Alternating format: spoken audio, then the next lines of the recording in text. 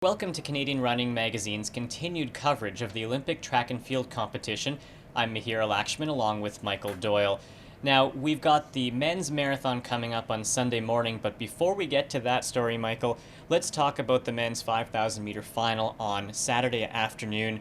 After Great Britain's Mo Farah and American Galen Rupp took first and second in that race, you have to expect the Ethiopians and the Kenyans will be extra motivated on Saturday. Absolutely. I can imagine that they're going to try to push the pace.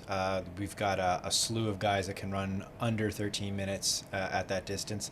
And I think that right from the get-go, they're going to try to challenge guys like Rupp and Farah, who've already run the 10,000, and see if they can stretch it out and go after that Olympic record, which is in the high 1250s. Yeah, that Olympic record, just under 13 minutes. And there are 5 Ethiopians and Kenyans in this race that have run under 1250.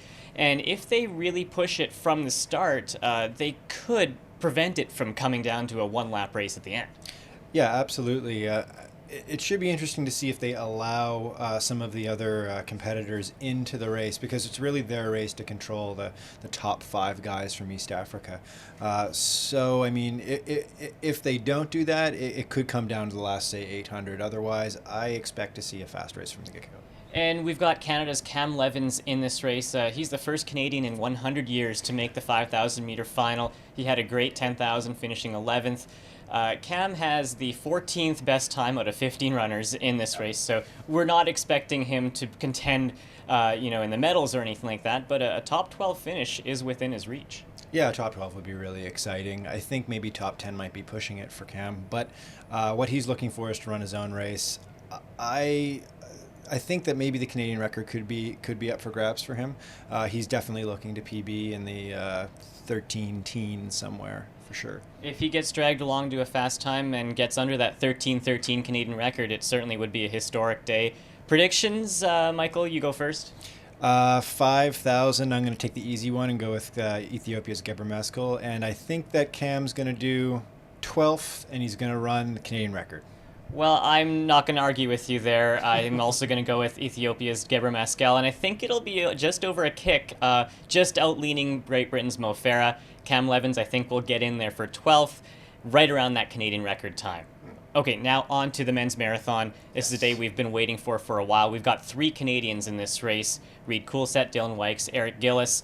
But let's talk about the Ethiopians and the Kenyans first. That's probably where the medals will come from. Absolutely. I don't think you're going to see anything unsurprising in this race. I think that the top 6 guys from Kenya and Ethiopia are going to break this race apart relatively quickly, maybe before the 25K mark, like with the women's race. And then it's going to become very interesting, because on the Kenyan side, you've got this sort of strange group of 3 guys. They had sort of an unusual way of picking their team. And I see a little bit of weakness, if you can call a 205 guy a weakness. So the Ethiopians here could be the standouts on Sunday.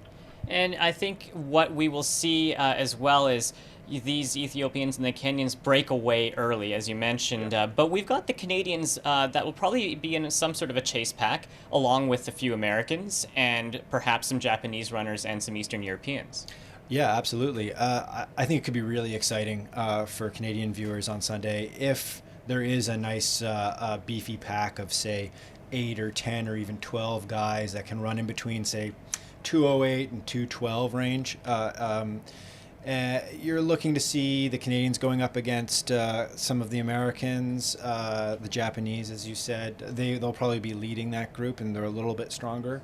But this could drag our guys to a pretty solid finish. Yeah, Reed Coolset has made it clear that he's going after a top 10 finish, and wouldn't it be something to see the Canadians beat the Americans in this race? You got Ryan Hall, Abdirahman, Med Keflezgi.